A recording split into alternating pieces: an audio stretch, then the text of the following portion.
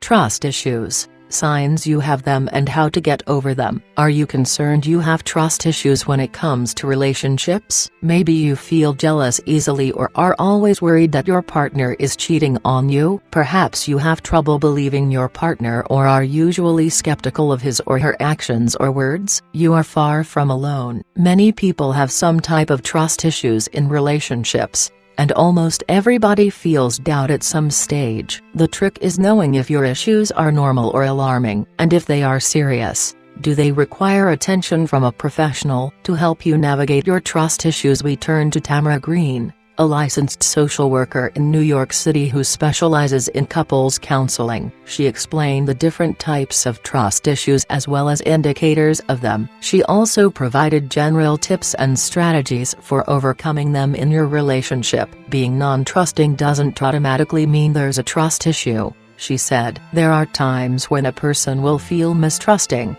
but for good reason. The key to ask oneself is, are my feelings of mistrust a repeated experience or pattern?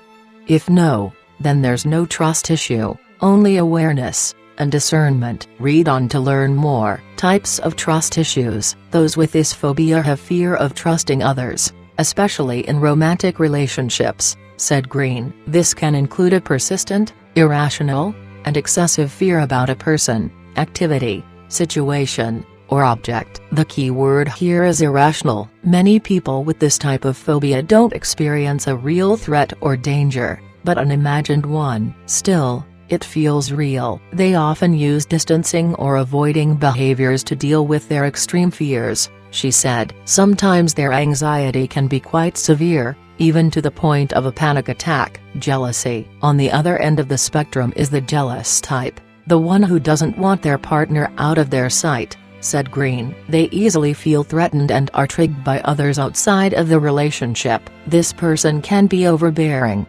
smothering, possessive, controlling, or quick to anger. More wrong than right. This person's attention is focused mostly on what's wrong with the partner or the situation, said Green. They can be hypercritical, list reasons why their partner is not a good fit, or why their relationship can't work. Sometimes it's not anything specific, but rather, a general mistrust. Partner picker is broken. A person with this phobia mistrusts themselves, rather than their partner. It can be damaging to a relationship because a person with this condition will never be content. This person has difficulty trusting their own choices, said Green. It's a grass is greener mentality where they second-guess and wonder if there are better options out there. Signs you have trust issues. There are certain behaviors you should watch out for that are indicators you or your partner has trust issues. If you have a tendency to blame or overreact, or you are constantly looking for signs of possible betrayal, those are warnings, said Green. You assume or fear that at some point your partner will hurt or abandon you. If you have difficulty committing to a partner or you keep your partner at a distance, you might also have trust issues. Green said self-sabotaging and relationship sabotaging behaviors are worrisome. People with low esteem, anxiety, depression, or loneliness can also have trust issues. Another key indicator is if you regularly get in relationships with partners who are mistrustful. Being attracted to people with trust issues might mean you have them yourself. Causes of trust issues. People with trust issues are not born that way, said Green. They become mistrusting because they've had a number of experiences that prove in their mind that partners can't be trusted. It doesn't even have to be past romantic relationships that cause harm. For many people, their issues stem back to their childhood. Maybe they heard their parents yelling at each other, or they witnessed one parent betraying another. People who have trust issues are doing their best to avoid hurt, betrayal, and abandonment, said Green. Basically, they use defense mechanisms so they won't get hurt the way they did in the past. However, this strategy creates more hurt, because it prevents a person from being part of a loving, healthy relationship. They aren't necessarily aware that they are creating much of their own relationship problems, said Green. It's always an inside job and very important to go within to explore the original source of pain, hurt, or betrayal, said Green. Self-discovery will help you understand why you have mistrusting behaviors and repeated experiences of mistrustful partners. Some ways to help yourself, including reading self-help books and articles about trust issues. Green also recommends going to online mental health summits, which you can search for on the internet. You can also journal your feelings and get to know yourself and why you feel the way you do. Having mantras and reminding yourself of your worth can also help. Create and commit to powerful intentions,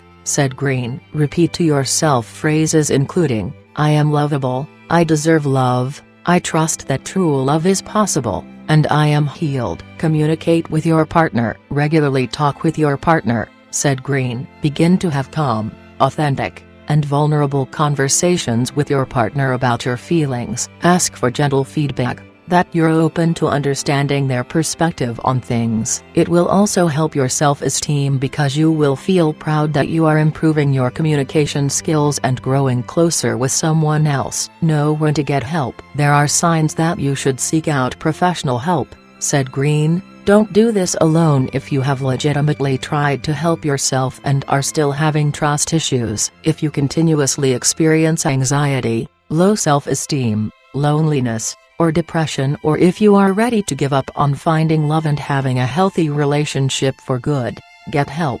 Understanding yourself, changing unwanted behaviors, and seeking a healthy relationship can be challenging on your own, said Green. Find a qualified mental health professional such as a psychotherapist, couples therapist, highly trained love and relationship coach, or psychiatrist. She also encourages you to screen potential mental health professionals. Be aware that even though counselors may be well-intentioned, there are a number of them that may be struggling with these same issues, she said. Make sure you ask your prospective counselor if they have had their own therapy, coaching, or have attended growth courses or had trust issues. You can also ask for examples of how they've helped clients resolve their own trust issues.